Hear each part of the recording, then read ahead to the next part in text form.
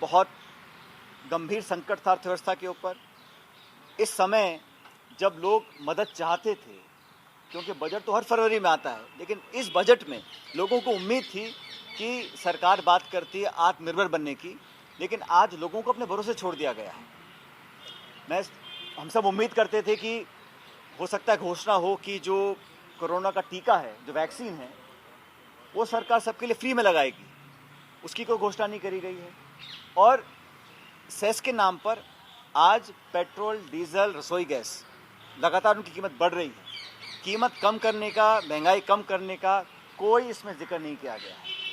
सिर्फ और सिर्फ जो संपत्ति, राष्ट्रीय संपत्तियां हैं, उसको कैसे हम बेचें और पैसा कमाएं। और भाजपा जब विपक्ष में थी तब इसी प्रकार के डिसइन्वेस्टमेंट के खिलाफ पार्लियामेंट के अंदर, पार्लियामेंट के बाहर बहुत हंगामा किया था। और आज पूरा यूटर्न लिया है। जैसे मैंने कहा, जो PSUs हैं, LIC है, इन्वेस्टमेंट की बात, FDI के खिलाफ बीजेपी ने हफ्तों तक पार्लियामेंट चलने नहीं दी। और आज इंश्योरेंस हो, डिफेंस हो, हर जगह आप FDI लाना चाहते हैं। तो कम से कम सरकार को ये स्वीकार करना चाहिए था कि हमने अपना स्टैंड बदला है। आधार कार्ड, GST, नरेगा, इन सब पर जो भाजपा का रुख था विपक्ष में, जब सत्ता में आए हैं पूरा बदल गया है। इसलिए इस बजट से बहुत निराशा पहुंची है। और बहुत से विशेषज्ञ, मैं सुबह से देख रहा था, कहते हैं कि इस बजट से इकोनॉमिक रिकवरी हो रही है। अगर इकोनॉमिक रिकवरी सिर्फ शेयर बाजार के आंकड़ों से होगी या चंद पूंजीपतियों के और पैसा कमाने से होगी, तो रिकवरी इस देश के किसी काम की नहीं है। रिकवरी तब है जब इस देश में कुपोषित बच्चों की संख्या कम होगी। रिकवरी तब है जब किसान के हाथ में पैसा आएगा। रिकवरी तब है जब मध्यम वर्ग की हमारी गृहिणी के हाथ में खर्च करने को पैसा ज़्यादा आएगा।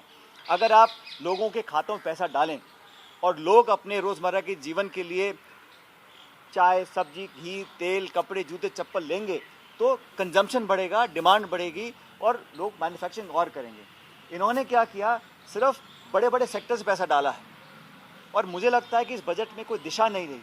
उन्होंने सिर्फ अपनी जान बचाने के लिए आज भाषण पढ़ दिया, स्टेटमेंट, लेकिन उसमें ठोस कार्रवाई, और खासकर मैं दोबारा कहना चाहता हूँ, देश में जो 3 कृषि कानून बने हैं उसके विरोध में जो माहौल बना हुआ है, आज भी लोग धरने पर बैठे हैं, उन लोगों को संतुष्ट करने के लिए ना तो MSP की, ना कृषि की बजट को बढ़ाने की घोषणा की गई, और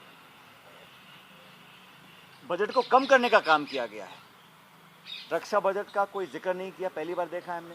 तो मैं सिर्फ बुराई नहीं कर रहा हूं, लेकिन मैं वास्तविकता बताना चाहता हूं कि इस बजट से राजस्थान, हम उम्मीद करते थे जो ईस्टर्न कैनाल है, जो 35,000 करोड़ की योजना है, उस पर कुछ घोषणा होगी, क्योंकि सारे सांसद हमारे भाजपा के राजस्थान के हैं। हो सकता है सरकार पे कुछ प्रभाव डालकर हमारे प्रदेश के लिए कुछ घोषणा होती, क्योंकि यहाँ चुनाव 3 साल तक नहीं है, तो यहाँ कोई घोषणा कर ही नहीं गई। इस प्रकार से जो बजट आज प्रस्तुत किया गया है वो बहुत निराशाजनक है, और इससे जो वर्तमान की समस्या है उसका समाधान नहीं होगा, बल्कि महंगाई बढ़ेगी और बेरोजगारी कम करने का कोई समाधान सरकार पेश नहीं कर पाएगी।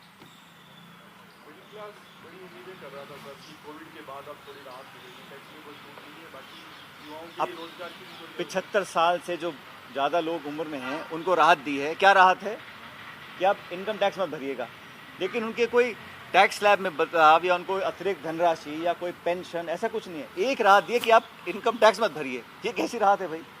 और जो मध्यम वर्ग है, इस कोरोना काल में देखो, उद्योग बंद रहे, कारखाने बंद रहे, दुकानें बंद रहीं, सब बिजनेस ठप रहे, सिर्फ कृषि क्षेत्र ठप नहीं रहा। किसान ने खेती करना नहीं छोड़ा, तभी आज हमारे भंडार भरे हुए अनाज से। उस किसान ने, जिसने लॉकडाउन और महामारी के टाइम पर भी अपना काम करना नहीं छोड़ा, खून पसीना बहाकर अनाज पैदा किया, उस किसान के लिए सरकार ने क्या किया है? उसके खिलाफ कानून बना दिए, उनके खिलाफ केस चल रहे हैं, और बजट में उसके आंकड़े को कम कर दिया जो बजट स्पेंड करते हैं एग्रीकल्चर के ऊपर। इसलिए मध्यम वर्ग को तो सबसे ज़्यादा दुख पहुंचा है, क्योंकि उनको कोई एडिशनल फ़ायदा नहीं मिला। टैक्स स्लैब उतने ही रहे। कोई अभी एक भाजपा के साथी बोल रहे थे कि हमने कोई टैक्स नहीं बढ़ाया। मैंने कहा बहुत बड़ा उपकार है आपका कि हम टैक्स नहीं बढ़ाया। लोगों की छटनी हो रही है, नौकरी छूट रही हैं, और जिस नरेगा को धुतकारते थे, उस नरेगा के कारण बहुत से लोगों के पेट पले हैं इस देश और प्रदेश के अंदर। तो ये सारी बातें जनता देख रही है, कैसे स्टैंड बदला है इन्वेस्टमेंट के ऊपर, निजीकरण के ऊपर, डिसइन्वेस्टमेंट के ऊपर, नरेगा के ऊपर, DBT के ऊपर, आधार के ऊपर, GST के ऊपर। जो पहले स्टैंड था आज बिल्कुल विपरीत हो गया है। तो सारा, अच्छा, 7 साल से वही सरकार है, पूर्ण बहुमत की सरकार है। ऐसा नहीं है कि कोलिशन का कोई दबाव है या किसी और का, ये मनमानी करने वाली सरकार है। अगर मनमानी करके आप नोटबंदी कर सकते हो, जीएसटी लगा सकते हो, कानून किसी के पास कर सकते हो, तो मनमानी कर यहाँ पर आप वैक्सीन फ्री करा सकते थे, लोगों के खातों में पैसे डाल सकते थे, लेकिन ऐसा कोई बिग टिकट आइटम इस बजट में नहीं किया गया है। डीजल पेट्रोल पे फिर सेस लगाने की बात की है, जो कम आप समझिए, अभी उन्होंने कहा कि इस सेस का उपभोक्ता पर फर्क नहीं पड़ेगा, लेकिन चतुराई इस बात की है कि जो ड्यूटी होती है वो राज्य सरकार केंद्र सरकार बांटते हैं, उसको बढ़ जाती है।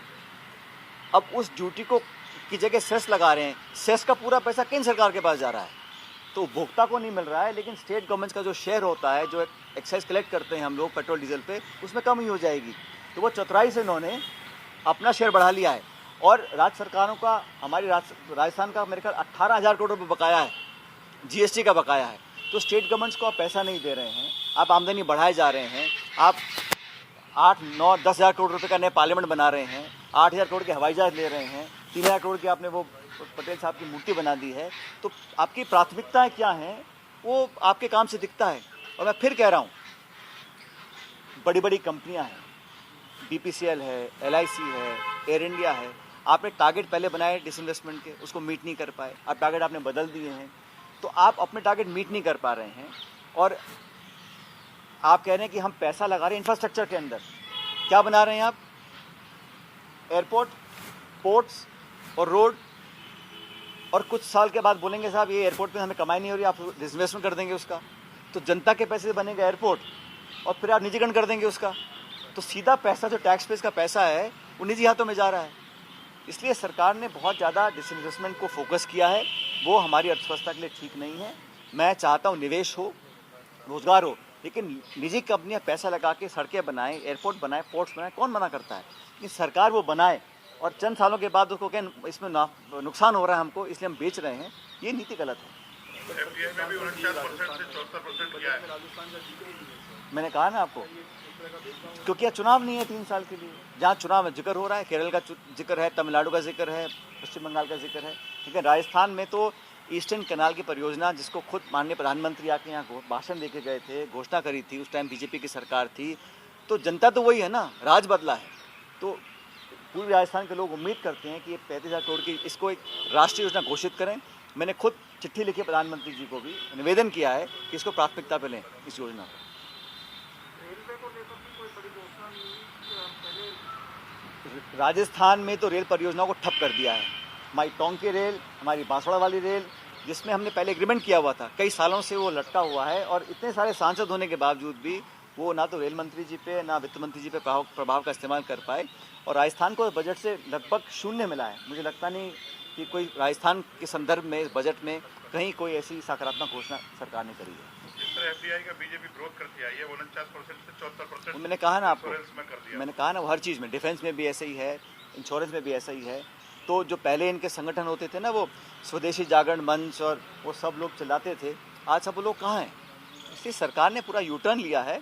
लेकिन मुद्दा ये कि इस संकट की घड़ी में अगर आम नागरिक के साथ आप नहीं खड़े हैं, तो दिखलाता है कि आपको चिंता नहीं है, आपको सिर्फ राजनीति करनी है, वोट लेने हैं, लेकिन जब काम करने का समय आता है तो आप लंबे लंबे भाषण दे रहे हैं, लेकिन जनता के हित के लिए आप कोई निर्णय नहीं ले पा रहे हैं। किसान आंदोलन की कवरेज के दौरान कुछ पत्रकारों के खिलाफ इस तरीके से कार्रवाई कर रही थी सरकार के इशारे पर, लग रहा है कि जल्दी ना सिर्फ पत्रकारों के खिलाफ, कुछ NGOs हैं, कुछ नेता हैं जिनके खिलाफ FIR दर्ज करी है, और मेरी पार्टी ने, कांग्रेस ने, हम सब ने इसका कड़ा विरोध किया है, क्योंकि इस तरह से लोगों को दहशत में लाकर अपनी बात बनवाने का काम लोकतंत्र में कोई स्वस्थ परंपरा नहीं है।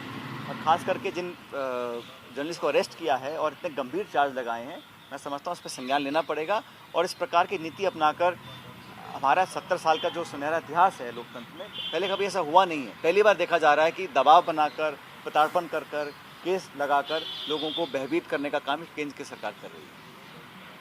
सर, ये जो बजट आया है आज का, इसका हमारे राज्य सरकार की जो बजट आएगा, उस पर क्या सकारात्मक प्रभाव पड़ेगा या नकारात्मक? कैसे पड़ेगा भाई? या तो स्टेट गवर्नमेंट के शेयर बढ़े, या हमारी जो बड़ी बड़ी परियोजनाएं हैं उसके लिए कुछ पैसा आवंटन हो। हमारा तो राज्य सरकार का 18,000 करोड़ बकाया है केंद्र सरकार के ऊपर, इस कोरोना काल में भी उन्होंने हमारा पेमेंट पूरा नहीं किया, ये बोल के कि पैसे हमारे पास नहीं है। तो स्टेट के जो इंटरेस्ट हैं उसको तो बिल्कुल नकार दिया गया है। जैसे मैंने कहा ना, उनका ध्यान सिर्फ उन राज्यों पे है जहाँ चुनाव होने वाले हैं, वहीं पर रोड बन रही है, वहीं का घोषणा हो रही है, और राजस्थान का तो उन्होंने पूरी तरह इग्नोर किया है। और मुझे बड़ा आश्चर्य हुआ, क्योंकि सारे ही जो लोकसभा के सांसद हमारे हैं वो रूलिंग पार्टी के हैं, फिर भी राजस्थान को पूरा इग्नोर किया गया है।